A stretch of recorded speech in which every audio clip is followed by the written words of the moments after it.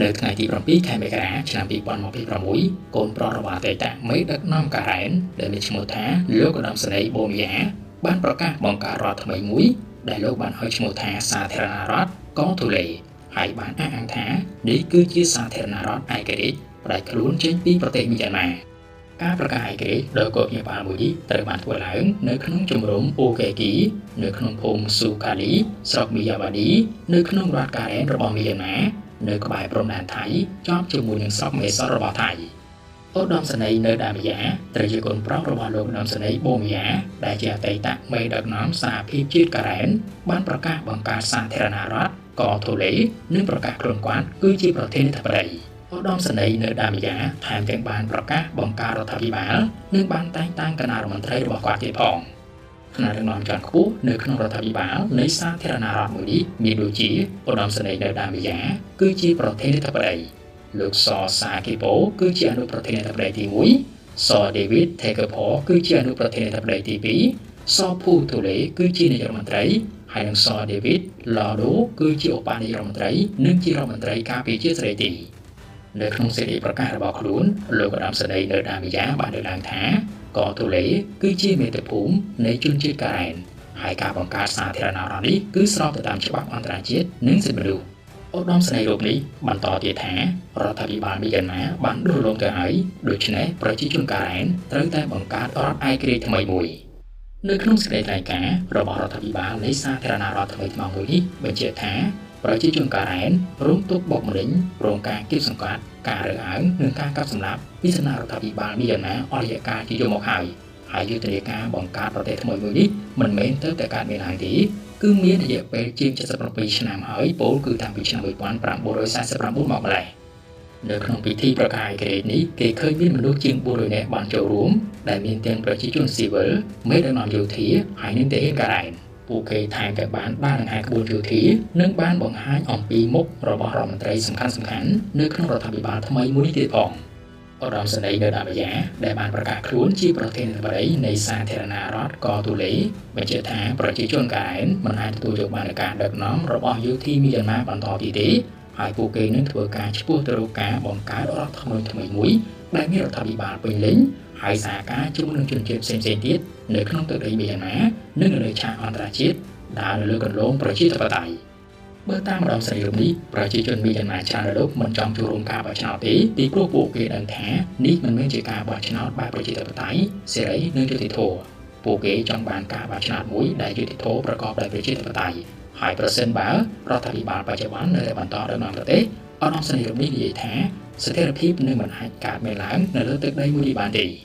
សាធារណរដ្ឋកោទូលីនឹងប្រើប្រាស់ប្រព័ន្ធសេដ្ឋកិច្ចបែបទីផ្សារសេរីគ្មានការបដិមុខនិងបើកចំហកិច្ចសហប្រតិបត្តិការជាមួយនឹងប្រទេសជិតខាងនិងប្រទេសដទៃទៀតនៅលើឆាកអន្តរជាតិចំណែកឯកិច្ចការរដ្ឋបាលនិងសន្តិសុខផ្ទៃក្នុងវិញសាធារណរដ្ឋមួយនេះនឹងរៀបចំឲ្យមានអត្តសញ្ញាណប័ណ្ណសម្រាប់ប្រជាជនកោទូលេហើយរៀបចំការបោះឆ្នោតជ្រើសរើសតំណាងរាស្ត្ររៀងរាល់4ឆ្នាំម្ដងការប្រកាសឯករាជ្យបង្កើតសាធារណរដ្ឋកោទូលេនេះបានកើតឡើងចំពេលដែលប្រទេសមីយ៉ាន់ម៉ាកំពុងតែលងខ្លួននៅក្នុងវិបត្តិនយោបាយផ្ទៃក្នុងនិងសង្គ្រាមដ៏រ៉ាំរ៉ៃព្រឹត្តិការណ៍ប្រកាសឯករាជ្យនេះនឹងក្លាយទៅជាចំណុចរបត់ដ៏សំខាន់នៅក្នុងភូមិសាស្ត្រអាស៊ីអាគ្នេយ៍ហើយនឹងជាឥទ្ធិពលទៅដល់សន្តិសុខនៅតាមបណ្ដោយព្រំដែនរវាងភូមាហើយនិងថៃអ្វីដែលគេកំពុងតែទន្ទឹងរង់ចាំមកបំផុតនោះគឺគោលចំហរបស់រដ្ឋាភិបាលភូមាក៏ដូចជាប្រតិកម្មពីសំណាក់សហគមន៍អន្តរជាតិចំពោះការបង្កើតរដ្ឋថ្មីនេះឡើងតើរដ្ឋាភិបាលភូមាមានកំណត់គ្រប់គ្រាន់នៅក្នុងការទប់ស្កាត់មិនឲ្យរដ្ឋថ្មីមួយនេះក្លាយទៅជាប្រទេសពេញសេដ្ឋដែរទេ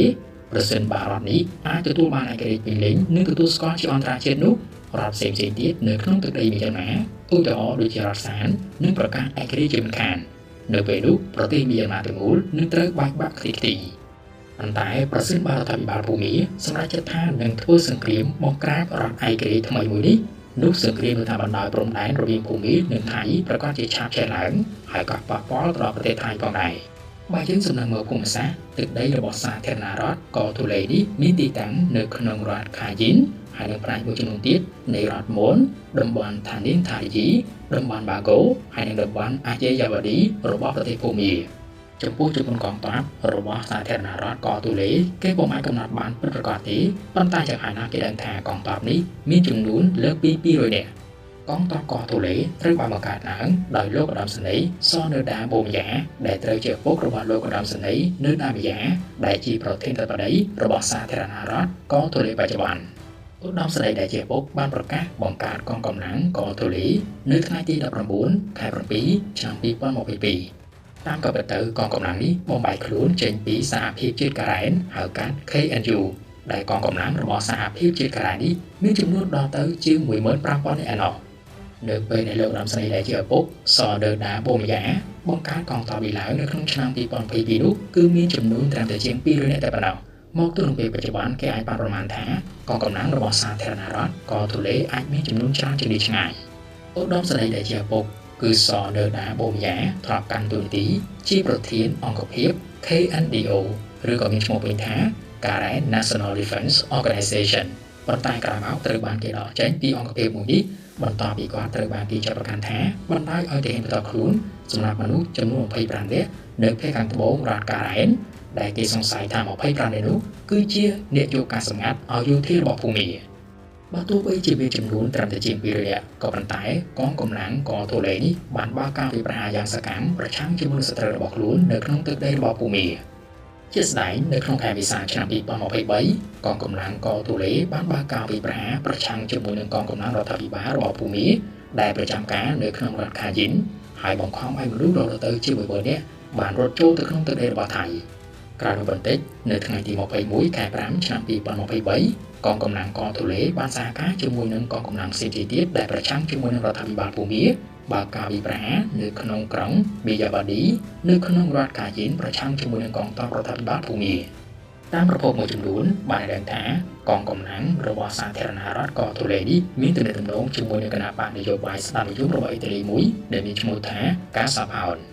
បន្ទាប់ពីបានកាន់កាប់ទឹកដីមួយចំណែកធំកូសាំងរបស់មីយ៉ាន់ម៉ាបើយោងតាមការជាផ្សាយរបស់កាសែតបាងកកប៉ុស្តិ៍កងទ័ពរបស់កោះទូលេក៏បានកាន់កាប់លើបំពង់ឧស្ម័នដែលមានចម្ងាយ 40 គីឡូម៉ែត្រជារបស់ក្រុមហ៊ុន PTT Exploration and Production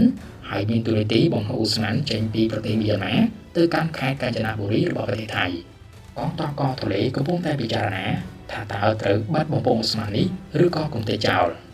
សម្ព័ន្ធមិត្តរបស់កងកម្លាំងកោះទូលេមានច្រើនណាស់ពលគឺស្ទើរតែគ្រប់ក្រុមបះបោរដែលប្រឆាំងជាមួយនឹងរដ្ឋាភិបាលភូមាឧទាហរណ៍ពួកគេបានចងសម្ព័ន្ធមិត្តជាមួយនឹងកងកម្លាំង People's Defense Force ដែលជាកងកម្លាំងរបស់រដ្ឋាភិបាលឯកភាពជាតិមីយ៉ាន់ម៉ាហៅកាត់ NUG គឺជាកងកម្លាំងដែលប្រឆាំងជាមួយនឹងរដ្ឋាភិបាលភូមាកណ្ដាលរដ្ឋាភិបាល NUG នេះកើតឡើងនៅក្នុងឆ្នាំ 2021 ចេញពីកម្លាំងយុវជននិងសកម្មជនគាំទ្រប្រជាធិបតេយ្យក្រៅពីមានសម្ព័ន្ធមិត្តជាមួយនឹងក្រុមប្រជាធិបតេយ្យសាធារណរដ្ឋកោះទូលេក៏មានសម្ព័ន្ធមិត្តជាក្រុមកុម្មុយនីសផងដែរសម្ព័ន្ធមិត្តកុម្មុយនីសមួយនេះគឺគណៈបកកុម្មុយនីសភូមាដែលមានឈ្មោះថា Communist Party of Burma ហៅកាត់ CPB គឺជាគណៈបកកុម្មុយនីសដ៏សម្ងាត់បំផុតមួយនិងចំណាស់បំផុតមួយនៅក្នុងទឹកដីរបស់មីយ៉ាន់ម៉ាសូមជម្រាបជូនលោកអ្នកសាជាថ្មីថាសាធារណរដ្ឋថ្មីថ្មោងដែលទើបតែប្រកាសឯករាជ្យនេះនៅជាប់ជាមួយនឹងខេត្ត3របស់ថៃដែលមានឈ្មោះថាខេត្តម៉ាហុងសនខេត្តតានិងខេត្តកาญจนបុរីយើងនឹងរកចាំមើលជាបន្តទៅទៀតថាតើអនាគតរបស់សាធារណរដ្ឋកោះទូលេនឹងទៅជាយ៉ាងណាតើអាស៊ាននឹងមានប្រទេសទី12ដែរឬទេ